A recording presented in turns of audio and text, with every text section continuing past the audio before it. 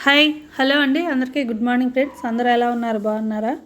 నేను కూడా చాలా బాగున్నాను. ఈరోజు మన వీడియో వచ్చేసి గోంగూర చికెన్ అయితే చేశానండి. టేస్ట్ మాత్రం చాలా బాగుండిద్ది. చూసారు కదా, కలర్ కూడా ఎంత బాగుందో, టేస్ట్ కూడా అంతే బాగుండిద్ది.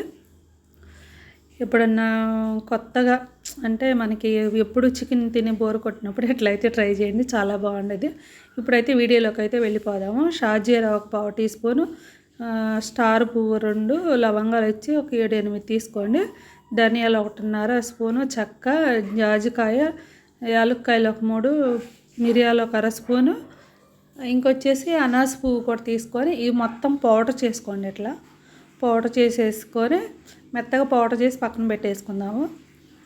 పక్కన పెట్టేసిన తర్వాత స్టవ్ మీద బాండీ పెట్టేసుకొని ఆయిల్ అయితే 3-4 టేబుల్ స్పూన్ నిండా ఆయిల్ అయితే వేసుకుందాం ఫ్రెండ్స్.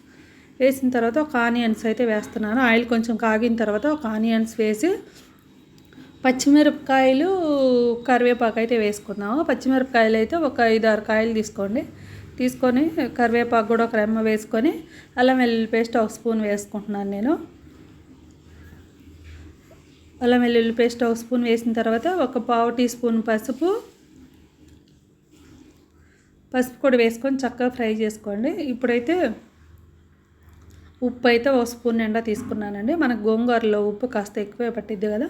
ఇప్పుడు ఉప్పు వేసిన తర్వాత చికెన్ కూడా వేసుకొని, నేను చికెన్ వచ్చేసి ఒక 1/4 కేజీ అంటే 250 గ్రామ్స్ చికెన్ అయితే తీసుకున్నాను. ఈ చికెన్ కూడా వేసేసుకొని అల్లం వెల్లుల్లి పేస్ట్, ఉప్పు, పసుపు ఇవన్నీ వేసాం కదా. ఇప్పుడైతే ఇందాక పౌడర్ చేసుకున్నాం కదా ధనియాలు, ఆ పొడి కూడా వేసేసుకొని చక్కగా కలిపేసుకోండి. ఆ పొడి వచ్చేసి ఒక స్పూన్ వేసుకుంటే సరిపోయిద్దండి. ఇప్పుడైతే కారం అయితే వేసుకుందాము. కారం అయితే 4 స్పూన్లు అయితే వేసుకుంటున్నాను నేను, ఎందుకంటే మనకి గోంగూర కాస్త పుల్లగా ఉండిద్ది కాబట్టి కొంచెం కారం అనేది ఎక్కువే పట్టిద్ది. కారం వేసిన తర్వాత జస్ట్ అట్లా కలిపేసి ఏమంటే టమాటా కూడా వేసుకుందాము. ఒక టమాటా అయితే వేసుకోవాలండి.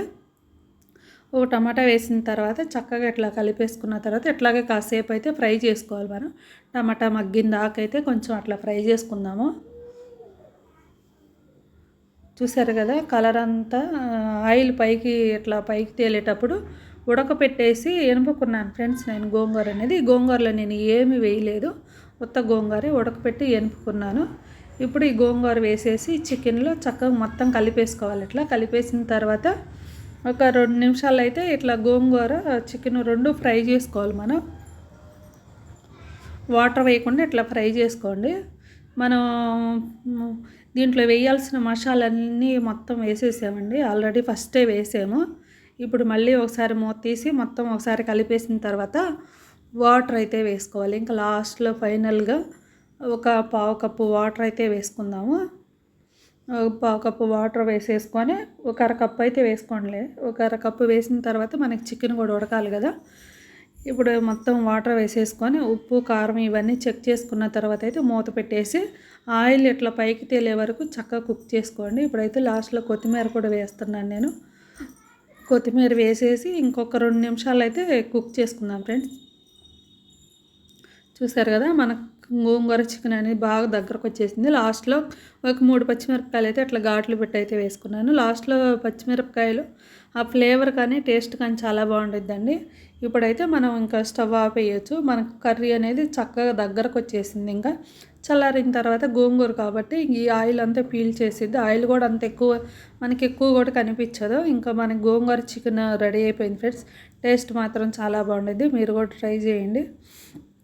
ఈ వీడియో మాత్రం ఎంతో ఎండ్ చేస్తున్నాను ఫ్రెండ్స్. అందరికీ బాయ్ అండి.